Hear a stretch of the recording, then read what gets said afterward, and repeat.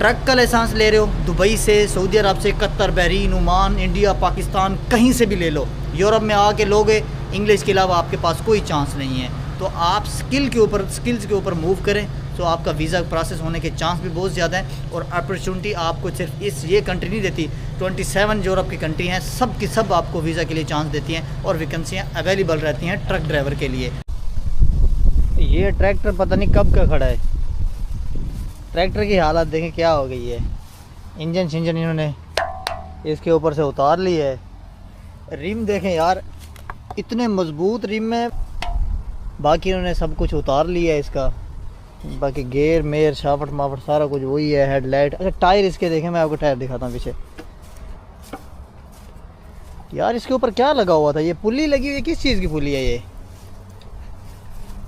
नहीं नहीं नहीं नहीं नहीं नहीं नहीं, ये पुली है। अभी तक ये इसकी पुली ठीक है। टायर इसका देखें, टायर इसका किस तरह से था अंदर ना, टायर के अंदर ना, ये इस साइड पे देखें आप, बहुत चीज़ खड़ी है, बहुत ही पुरानी चीज़ है, कोई आजकल की नहीं है।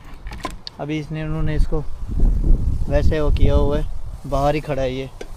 लेकिन ये इसका जी इंजन है। अब ये इंजन आगे वाला नहीं है, ये इंजन ना पीछे, जैसे कोई वो हमारे यहाँ को खेत को पानी वगैरह इस तरह से कुछ करते हैं ना, तो ये वो चीज़ है। ये सलेंसर, अच्छा सलेंसर इसका है। पूरा जो इंजन साइड है ना, ये इसका इंजन है। ये इसके बटन वगैरह, मीटर वगैरह ये हैं। ये ताला बड़ा वजनी है ये वाला जो इसके साथ पड़ा है। बाकी हैंडल वगैरह तो अभी बहुत सख्त हो गया है। गेयर देखें, गेयर कितने, 2 गेयर हैं, बाकी आगे पुलियाँ ही पुलियाँ हैं, पता नहीं इसके आगे क्या लगा हुआ था। ये सारी काम ज़्यादा ही कुछ हुआ पड़ा है। ट्रैक्टर बहुत ही पुराना ट्रैक्टर है ये। पता नहीं इसका कि प्रेशर वाली गेज वगैरह वो थी, नंबर अभी तक लगा हुआ है। बहुत ही पुराना ट्रैक्टर है। इतने साल हो गए जो खड़ा मैं इसको देख रहा हूँ, इसकी लुआ बहुत मजबूत। ये देखें, लाइट वगैरह सारा कुछ है।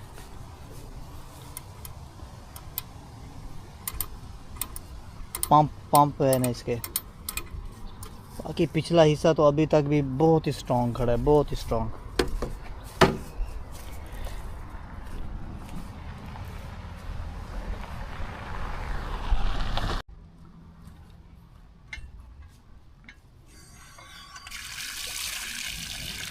है जी नलका है जी, यूरोप वाला नलका। पानी जो है ना बहुत ही ठंडा है ये।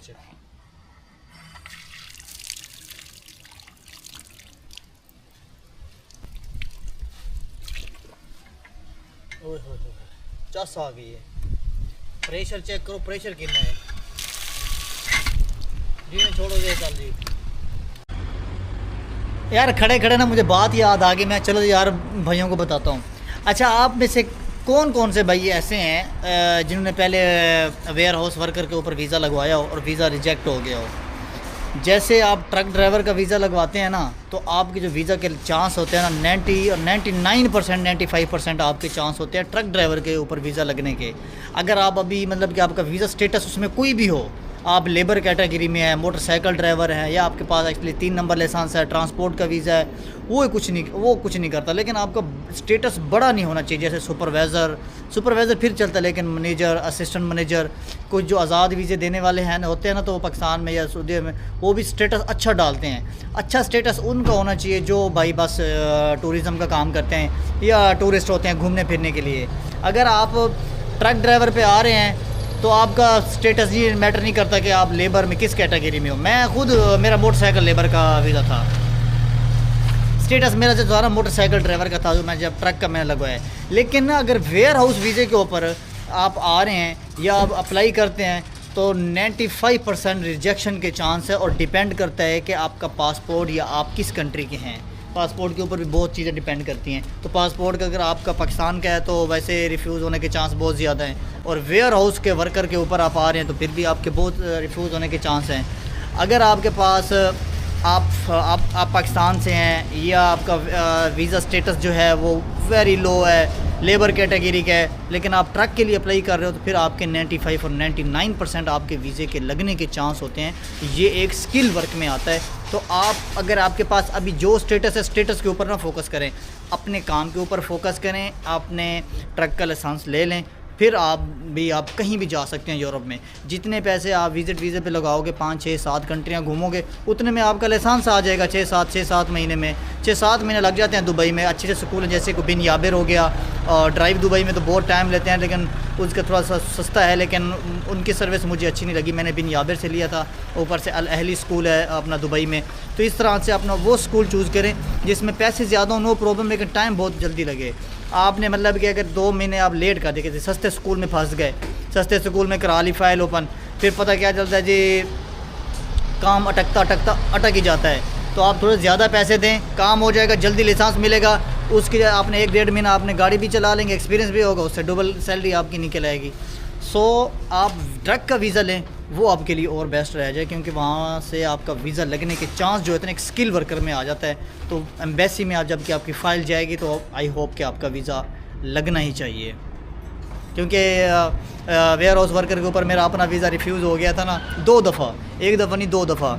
जो वो कुछ भी रिजेक्शन डाल सकते हैं, कुछ भी बोल सकते हैं, क्योंकि वेयर हाउस वर्कर आपको ये नहीं समझ में आती, जब आप किसी भी अपनी कंट्री से या गल्फ़ से आप यूरोप आ रहे हैं, या उनको यूरोप में उनको अपनी लेबर नहीं मिलती, या इनके पास कोई भी नहीं है, यहाँ पे सारे शेख ही हैं, ऐसा कुछ भी नहीं है यार, इनकी अपनी लेबर बहुत है। अभी बहुत से लोग हैं, मैं कभी आपको दिखाऊंगा। सो आप वर्क वीज़े के ऊपर सिर्फ आप आएँ तो स्किल के ऊपर हैं, वेयर हाउस वर्कर के ऊपर बिल्कुल ना है। क्योंकि यार मैं आपको नहीं रेकमेंड करूँगा। अगर आपको कंपनी जैसे मुझे लेके आई थी ना, मैं आपको पिछली वीडियो में बताया था कि कंपनी मुझे वेयर हाउस के वीज़े पे लेके आई है, फिर उन ट्रक में जॉब कर दिए, लेकिन कंपनी ने मुझे पहले बताया था कि आपकी वेयर हाउस वर्कर के ऊपर जस्ट हमने आपकी एंट्री करानी है, वो भी एंट्री इसलिए कि आपका वीज़ा प्रोसेस जो है ना जल्दी हो जाएगा। ट्रक का आपका थोड़ा सा कोड 95 आपने वहाँ से ऑनलाइन करना होता है, तो वो आपके लिए थोड़ा सा मुश्किल है, वहाँ से लंबा प्रोसेस हो जाता है, फ़ाइल लगनी होती है, वो बहुत ही लंबा हो जाता है। वेयर हाउस वर्कर के ऊपर आपका 95% 99% वीज़ा रिजेक्ट हो जाएगा। आपका स्किल जो भी है, ट्रक का लाइसेंस 6 7 महीने तो वेट कर सकते हैं, तो वेट कर लें, ट्रक का ले लें, वो आपके लिए आसान हो जाएगा। ठीक है ना। तो इस तरह की आपको ये चीज़ें इसलिए आपको बताता हूँ क्योंकि यहाँ पे जो चीज़ें मैं देख रहा हूँ तो उसके अकॉर्डिंग मैं आपको बताता हूँ कि लेबर का वेयर हाउस का काम कितना है। मैंने एक भी बंदा लेबर में नहीं देखा जो अपना कंस्ट्रक्शन में को काम कर रहा हो। इनकी लैंग्वेज और है, ये जो बंदे उठाते हैं अपनी साथ वाली कंट्री को उठाते हैं, जिनकी जो इनके ये नहीं है कि सारे यूरोप में इस साइड पे आ जो सारे अमीर ही अमीर हैं, नहीं जी नहीं, गरीब भी बहुत हैं, और वो लोग यहाँ पे आके लेबर का काम करें, उनकी लैंग्वेज भी मिलती है। अब एक हों जी सारी हंगेरियन लैंग्वेज वाले या यूरोपियन लैंग्वेज वाले, आपको इंग्लिश भी नहीं आती। जब आपको इंग्लिश नहीं आती तो अब आपको हर कॉन्ट्रैक्टर बोलता है जी वेयर हाउस में कर लें। क्यों? क्योंकि पता भी इसका वीज़ा स्टेटस भी थोड़ा सा लो है, और वीज़ा स्टेटस तो ट्रक में भी लो होता है, उसमें कोई इशू नहीं है, लेकिन उसको यही पता होता है इसकी इंग्लिश भी नहीं अच्छी। फिर आपका क्या सीन होता है, जल्दी जल्दी यूरोप में बस घुस जाएँ, यह नहीं होता कि आगे जाके फिर आप ही जलील होंगे। तो इसलिए यूरोप में ट्रक का या कार का एटलीस्ट आप मोटरसाइकिल का भी लाइसेंस ले ले। और भाई इतना मुश्किल है क्या बताऊँ। मैं पिछले साल 2024 में जॉर्जिया में गया था, मेरा प्लान था वहाँ से लाइसेंस लूँगा, लेकिन जब मैं वहाँ पे जाके पहुँचा तो उनकी स्टडी की भाई जो थ्योरी क्लास ही टोटल इंग्लिश में, या तो आप उनकी लैंग्वेज में कर सकते हैं या तो आप इंग्लिश में कर सकते हैं। उर्दू वाला तो आपका कंसेप्ट ही नहीं है, उर्दू है दूर दूर तक नज़र ही नहीं आएगी। इन लोगों को पता ही नहीं है उर्दू क्या होती है, इनको नाम का नहीं पता। कुछ लोग पूछते हैं जी आपकी लैंग्वेज क्या है, जो उर्दू समझ ही नहीं आती, लेकिन हम इंग्लिश में सबसे इंग्लिश में बात करते हैं। सो आप वेयर हाउस के ऊपर मैं आपको मना करूँगा, ट्रक के ऊपर आप आ जाएँ। अगर ये वेयर हाउस के वीज़े पे किसी को बुलाते भी हैं ना, तो सबसे ज़्यादा वीज़े उनके पास होते हैं जो फ़िलिपीन के हैं, क्योंकि फ़िलिपीन वालों को इंग्लिश आती है, अंदर काम करना होता है, फोर्क लिफ्टर के काम करते हैं। जब आप वेयर हाउस वर्कर पे आ रहे हैं ना, तो फिर ये नहीं होता कि आपने पैकिंग का काम करना है या वेयर हाउस का ही काम करना है। उसके अंदर ये अगर कंपनी चाहे तो आपको लाइसेंस दिलवा सकती है फोर्क लिफ्टर का, जो आपने गाड़ी अंदर वेयर हाउस में सामान लोडिंग अनलोडिंग करना, तो जो गाड़ियाँ बाहर से आती हैं उनका। क्योंकि जब मैं वेयर हाउस पर आया था, अगर मैं सीधा डायरेक्ट ट्रक पे वीज़े पे आता तो मुझे वेयर हाउस का वीज़ा उसके ऊपर मुझे लाइसेंस नहीं मिलता। तो इन्होंने भी मुझे वेयर हाउस के वीज़े पे लेके एक ही बेनिफिट हुआ है, एक तो 2 बेनिफिट बल्कि, एक तो मैं जल्दी वहाँ से मूव करके यूरोप आ गया हूँ, दूसरा उसके साथ इन्होंने जी छोटा लाइसेंस होता है जो बिल्कुल छोटा, जो हमने खुद कभी गाड़ी लोड अनलोड करनी होती है, तो उसने इन्होंने वो हमें लाइसेंस दिलवा दिया। एक ये फ़ायदा हो गया, एक जल्दी वहाँ से आ गया, एक ये यहाँ पर भी आके जल्दी काम हो गया। और उसके साथ जी यार अखरोट लगे हुए हैं, तो आप कभी भी वेयर हाउस वर्कर के ऊपर ना आए। इनकी अपनी लेबर बहुत है भाई, बहुत है। एक भी पाकिस्तानी मैंने नहीं देखा, एक भी इंडियन भाई मैंने नहीं देखा जो यहाँ पे आके जी लेबर में काम कर रहा हो, कंस्ट्रक्शन का काम कर रहा हो। वेयर हाउस में मैंने देखे हैं सारे फलपीनी। मैं अगला व्लॉग बनाऊंगा, उनके साथ वीडियो बनाऊंगा, उनके साथ आपको दिखाऊंगा जितने भी हैं ना। मैं आके देखें जी हमारे जितनी भी हमारी कंपनी में काम कर रहे हैं सब के सब वेयर हाउस के। अगर कोई आ रहा है तो ट्रक ड्राइवर पे आ रहा है, उसकी सैलरी भी बहुत अच्छी है। अगर आप दुबई में हैं या सऊदी अरब में या किसी भी कतर, बहरीन, ओमान, किसी भी जगह पे, जब मैं आपको ये वीडियो बनाता हूँ ना तो ये समझ जाया करें ये वीडियो ना गल्फ़ वालों के लिए होती है। गल्फ़ वाले कौन कौन हैं? जैसे कि आपने ये जिसका नाम अभी कंट्रियों को लिया है मैंने, तो आप ना उन कंट्रियों से आ रहे हैं तो आपने ट्रक का लाइसेंस ले लिया या ले रहे हो, कुछ किया करें कि ले के ना वहाँ पे कुछ महीने गाड़ी चला लें। आपके हाथ में जब गाड़ी आती है ना तो आप सब कुछ सीख जाते हो। एक चीज़ आपको बता दूँ, आपसे पार्किंग नहीं लग रही ना 10 दफ़ा लगाओ, 20 दफ़ा लगाओ, अपनी सीट के ऊपर ना किसी को मत बैठने दो।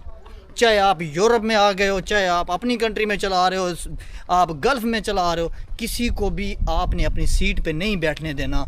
उसका बहुत बड़ा बेनिफिट ये होता है कि आप 10 दफ़ा भी लगाओगे ना तो 100 दफ़ा भी लगाओगे, आप उतर के भी देखोगे। अब मैं अपनी बात बताता हूँ, मैं पार्किंग नहीं लगा सकता था, जगह भी बड़ी खुली होती थी, लेकिन गाड़ी का आइडिया नहीं होता भाई स्टीयरिंग किस तरह से घुमाऊँ और पिछली साइड दूसरी साइड पे चली जाती थी। मैं 10-10 दफ़ा उतर कर ना जाके पीछे देखता था, सर बाहर निकाल के शीशे से देखता था कि यार गाड़ी ठीक लग रही है कि नहीं लग रही। तो आपने वो काम कर लें, लेकिन जब आप वो करेंगे ना तो आहिस्ता आहिस्ता आप वो सीख जाएंगे। मैं भी इस तरह से सीखा हूँ न्यू ड्राइवर के लिए। बाकी पुराने तो भाई ऑलमोस्ट पुराने होते हैं जिनका एक्सपीरियंस होता है। न्यू भी जो अभी पुराने हैं वो स्टार्टिंग में उनके साथ भी यही है।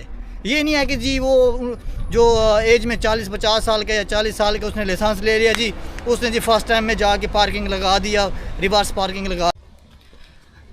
आप 5 से 6 महीने तक आप एक्सपीरियंस करें, तब आपको थोड़ा सा एक्सपीरियंस भी हो जाएगा, आपको आइडिया हो जाएगा। जब आप यूरोप में मूव करेंगे सबसे पहले यहाँ पे जो आपने कोड 95 तो करना होता है, वहाँ पे भी गाड़ी चलानी होती है। एक अलग से कंपनी आपसे टेस्ट भी लेती है, कंपनी आपसे टेस्ट लेती है अलग से। वो इसलिए लेती है कि यार इसको गाड़ी चलाना आती है नहीं आती है। आपने अक्सर किसी की वीडियो में देखा होगा, मैंने भी आपको दिखाया भी कंपनी किस तरह से टेस्ट लेती है। हमसे कंपनी ने कोई रिवर्स पार्किंग या इस तरह से कोई सीन नहीं कराया था। कंपनी हमें सीधा डायरेक्ट रोड के ऊपर लेकर गई थी टेस्ट लेने के लिए, एक दफ़ा भी नहीं 2 दफ़ा। क्योंकि फ़र्स्ट टाइम जब यूरोप की रोड पे मैं चला रहा हूँ या कि एक्सपीरियंस जितने भी एक्सपीरियंस वाला ड्राइवर है ना चला रहा है तो उसको रोड का आइडिया नहीं होता, तो फर्स्ट टाइम में उसमें थोड़ी सी मिस्टेक हो जाती हैं। फिर सेकंड राउंड में जी वो फिर अगेन से उन्होंने हमसे टाइम था अगेन से चेक किया था कि यार जो गलती इन्होंने पहले की है क्या वो अभी भी सेम कर रही हैं। उनमें से कंपनी ने ये भी बताया था कि कुछ लोग ऐसे हैं जो गाड़ी रोड के ऊपर चलाने के काबिल नहीं है। अगेन से उन्होंने जो हमें स्टडी करवाई गाड़ी के बारे में, रोड के बारे में, अगेन से उन्होंने हमें फिर से टेस्ट लिया। सो सारे फिर बाद में क्लियर हो गए हैं। वो ये एक तो इतना वो नहीं होता, ज़्यादा नहीं है कि पास फेल वाला सीन नहीं है, लेकिन कंपनी को पता होता है कि यार इतने बंदे हैं कि इसको गाड़ी कर चलाने का कितना आइडिया है, तो वो सारी चीज़ें वो उसमें आप उनको पता चल जाती है। कंपनी आपकी छोटी छोटी सी आपकी वो रखती है, डेटा रखती है आपका। कंपनी आपका छोटा सा डेटा अपने पास सेव रखती है। वो इसलिए रखती है, उनको पता होता है कि ये जो भाई है ना ये यासिर कितने पानी में है, कितनी गाड़ी चला सकता है, कितना बोल चाल लेता है, कितना इसके पास एक्सपीरियंस है। सो ये सारी चीज़ें कंपनी को पता होती हैं। तो आप अगर दुबई में है 5-6 महीने तक जी आपको एक्सपीरियंस हो जाएगा गाड़ी का, आपको आइडिया हो जाएगा, आपको रिवर्स का आइडिया हो जाएगा। आप दुबई में रह के या किसी भी कंट्री में रह के तो आपने जब अप्लाई करना होता है तो कोई भी कंपनी आपसे टेस्ट ले ले। जो इंटरव्यू आपका लेने के लिए आते हैं ना वो पहले से वो काम करके आ चुके हैं। जैसे हमको लेने के लिए वो आए थे ना इंस्ट्रक्टर जो ट्रेनिंग ले रहे थे या इंटरव्यू ले रहे थे, तो वो सारे जितने भी थे ना वो सब के सब पहले ट्रक ड्राइवर यहाँ पे रह चुके थे। सो आप इस तरह से अपना कोशिश किया करें अच्छे से रेडी होके जाए इंटरव्यू दें। आपकी एक्सपीरियंस आपका अच्छा रहेगा, उनके साथ इंटरव्यू भी आपके अच्छे हो जाएंगे। गाड़ी का जब आपको पता होगा, आप एक ड्राइवर फील्ड में आ रहे हैं तो आपको एटलीस्ट आपको सब चीज़ों का पता ही होगा ना कि क्या कौन सी चीज़ें मुझसे वो पूछ सकता है। इस तरह से वो कुछ कंपनियां बता भी देती हैं कि यार आपने कौन कौन से किस तरह से तैयारी करनी है, वो सारी चीज़ें उसमें हेल्प हो जाती है। फिर भी अगर आपको हेल्प की ज़रूरत है, यहाँ पर बहुत मुश्किल है लाइसेंस लेना।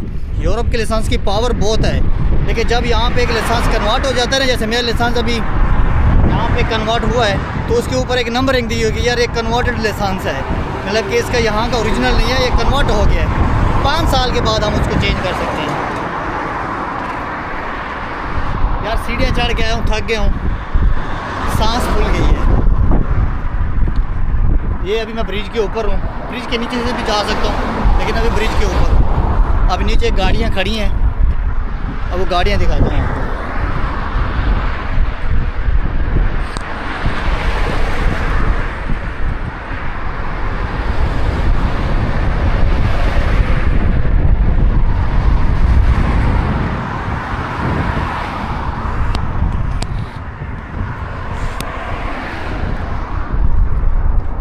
ये जी नीचे गाड़ियाँ खड़ी हैं। अक्सर यहाँ पे आके ना रेस्ट एरिया पे आके अक्सर ये गाड़ियाँ रुकती हैं यहाँ पे। अक्सर मैं आके इन भाइयों को भी मिलता हूँ, गपशप लगाता हूँ इनसे।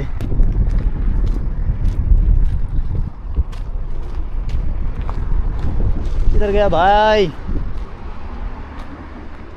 यार, पता नहीं पीछे सो रहा है लेकिन नज़र नहीं आ रहा। FM कंपनी है। बाकी मैंने आपको वो तो आपको दिखाया है कि आगे नंबर आपको मैंने दिखाए थे, आप कॉल करके ईमेल करके आप कंपनी को ईमेल डायरेक्ट करते रहा करें। फ्री होते हैं, एक यूरोपास CV बना लें, उसका आपने उसके साथ यूरोपास CV के साथ वो भी बना लें अपना कवर लेटर। वही मैं आपको बता रहा था, जब मैं यूरोप में नहीं आया था, दुबई में रह के मैं क्या करता था, मैं ये CV यूरोपास CV खुद बनाता था। मैंने 5-6 टाइप की CV बनाई हुई थी, ट्रक ड्राइवर के लिए, कार ड्राइवर के लिए, मोटरसाइकिल ड्राइवर के लिए। मैं जी क्या करता था जी, सर्च करता था यूरोप की फेमस कंपनियां जितनी भी होती थी ना, मैं उनकी मेल निकाल लेता था, ईमेल निकाल लेता था। ईमेल के ऊपर मैंने अपना वो क्या कहते हैं डिस्क्रिप्शन लिखी हुई थी मैंने अपने बारे में, मैं क्या हूँ, किस तरह से CV में अलग से। फिर वो मैंने हर कंपनी में अपलोड करता रहता था। कहीं ना कहीं से रिप्लाई आता था, लेकिन कभी क्या होता था, उनको अभी नहीं को बात चाहिए होता, या उनको पाकिस्तानी नहीं चाहिए होता, तो किसी और कंट्री से रिक्वायर्ड होते हैं। तो आप बस आपका काम है CV बना लो, यूरोपास CV कवर लेटर बना दो, फिर ऑनलाइन डालते रहो। ज़रूरी नहीं है कि आपका ऑनलाइन में हो जाए। हाँ, ऑनलाइन में होगा तो कोई ख़र्चा नहीं होगा, आपके पास थोड़ा सा पेपर वर्क का खर्चा होगा।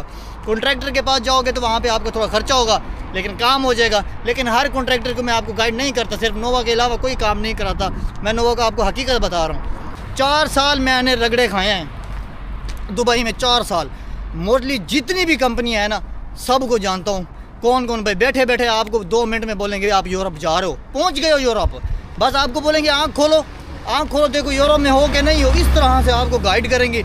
आपने जो खुशी से ये 500 दरम पकड़ाना है, बाकी जी आप बोलेंगे नहीं है मेरे पास, बाद में दे, वो भी बोलेंगे भाई 100 भी है तो दे के जा आज। लेकिन 100 बचाते ना फिर हज़ारों डूब जाते हैं। 100% काम कराना है, अपने आप को थोड़ा सा रेडी रखें। लाइसेंस ले लें, 1 लाइसेंस ले लें, नो प्रॉब्लम, लेकिन 1 होना चाहिए। 2 इसलिए बोलता हूँ, जब आप यहाँ पे आते हो आपके लिए और फ़ायदा है। लेकिन 2 लेने का आपको एक और तरीका बता। 2 लाइसेंस लेने ना, अगर आपका है कि मैं 2 लाइसेंस लेता हूँ, एक कार का एक ट्रक का, तो पहले ट्रक का लें, फिर आपको गोल्डन चांस में आप कार में ले सकते हैं, वो आपको 2000 में पड़ जाएगा। मुझे भी 2000 में पड़ गया था कार का लाइसेंस, जैसे मुझे 15,000 दरम में मुझे पड़ा था ट्रक का, कार का मुझे 2000 में मुझे पड़ गया था। सो इस तरह से आप लाइसेंस लें, पहले हैवी का ले लें, फिर छोटा ले लें, आपको वो कॉस्ट कम आ जाएगी। नहीं तो आप 6-7 हज़ार 8 हज़ार पहले कार का देंगे, फिर 12-13 हज़ार आप ट्रक का देंगे। क्योंकि ट्रक में आपको, जब आपके पास ट्रक का होगा, उनको पता है यार बड़ी चीज़ें इसको आती है, छोटी में आपको डिस्काउंट मिलता है। सो इस तरह से आप सारी अपनी रेडी करें पेपर। मैं तो इन्फॉर्मेशन जो भी होती है भाइयों को देता रहता हूँ। इंशाल्लाह नेक्स्ट वीडियो में भी जिस तरह जो भी मेरी इन्फॉर्मेशन होगी, तो वो नेक्स्ट वीडियो में मैं आपको सारी चीज़ें बताऊँगा, किस तरह से आपने आने, रूल क्या चल रहे हैं, मैं क्या कर रहा हूँ, everything I will explain you. Thank you so much. अल्लाह हाफिज़।